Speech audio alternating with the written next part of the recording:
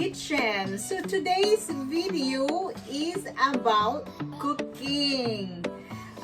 So we're going to cook Ube Halaya, the Filipino dessert. So this is all the ingredients that we need. So meron tayong 4 tablespoon butter. Meron tayong half spoon salt. We have 1.5 cup of brown sugar, or you can use white sugar. And then we have 1 can of condensed milk. We have 1 can of evaporated milk. And we have 1 can of coconut milk. And of course, the main ingredients is the ube. Pinakuluan ko na siya, and then I smashed. But if you want more creamy Ube Halaya, you can use the blender or the hand mixer to make your Ube Halaya as creamy as you want. Ayan. And then of course the spatula that we need, and then the big bowl for mixing.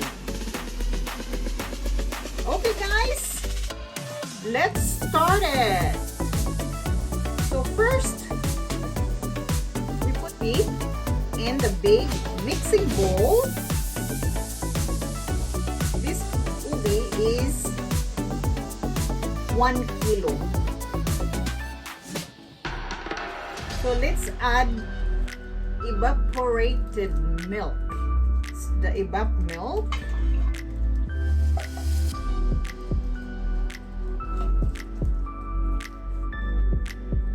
And then, isunod natin yung condensed milk.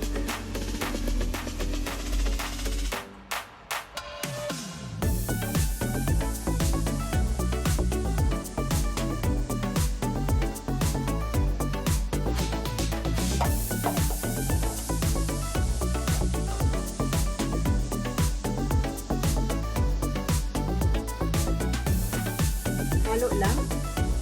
Mix.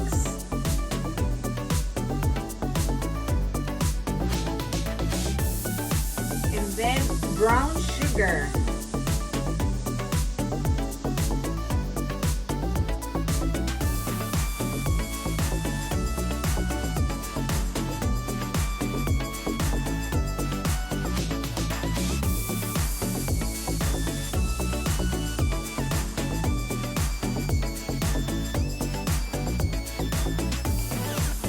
Then yung salt.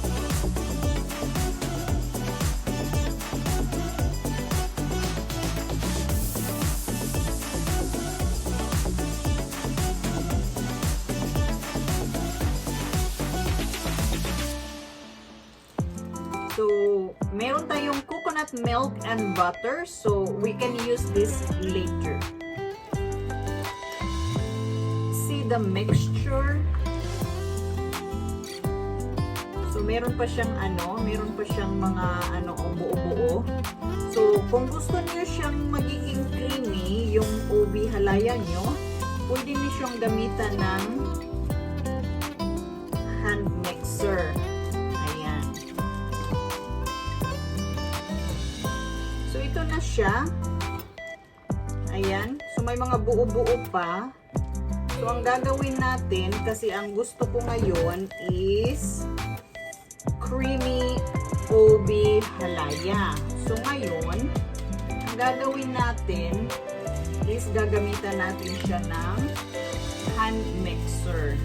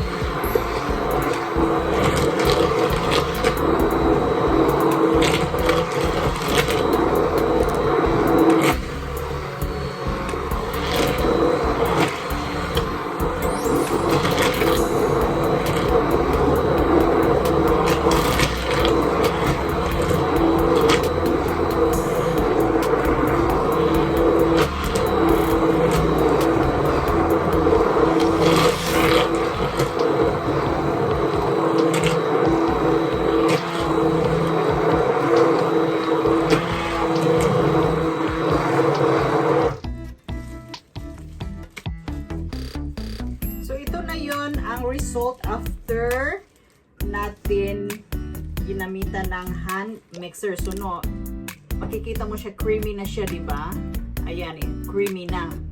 So ngayon, kung meron kayong blender sa bahay, so pwede rin siya i-blend nyo para magiging ganito din. Okay? So yan ang mga option na pwede nating gamitin. Okay, so ngayon, mag-ano na tayo, lulutuin na natin siya.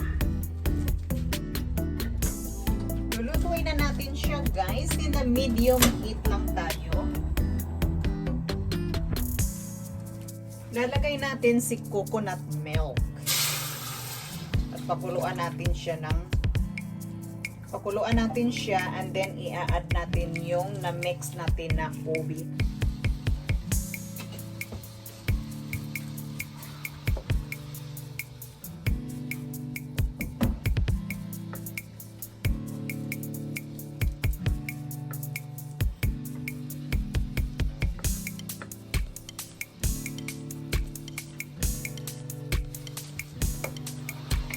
Medyo mainit na siya, medyo kumukulo na. So i-add natin ngayon ang ating mixture na ube. Ayan.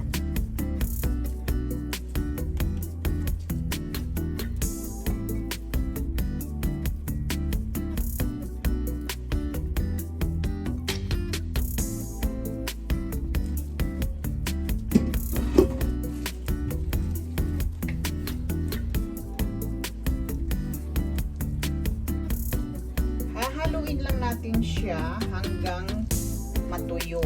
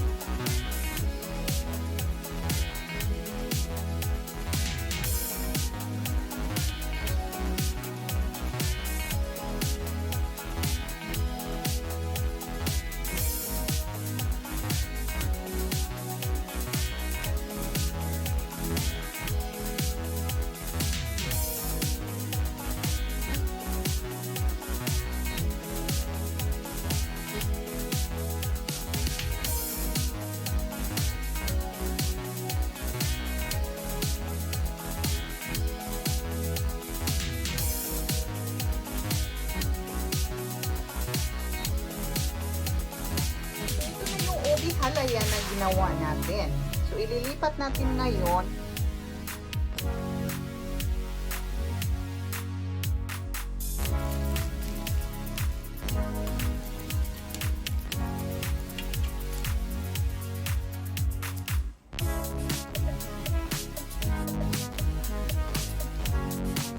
so, meron akong ganito.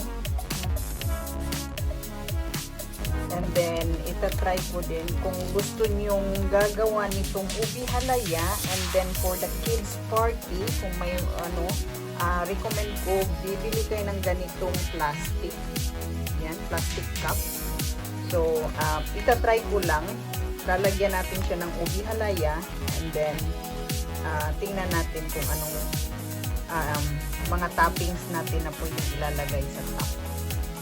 Pwede tayong gagamit ng shredded cheese pwede tayong gagamit ng anything na gusto nyong ilagay sa top. So, itong lianera, lalagyan natin siya ng oil. Papahiran natin siya ng oil. Kaya lang, ang gagamitin ko is a spray oil. So, ito siya.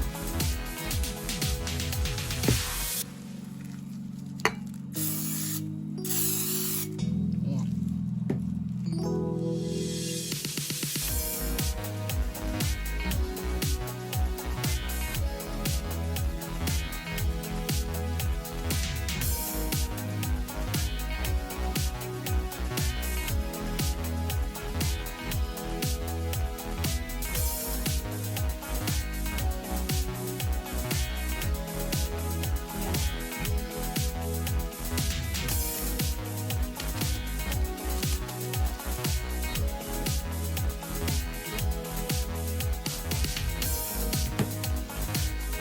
Gagawa ako for kids. Gagawa tayo ng for party kids.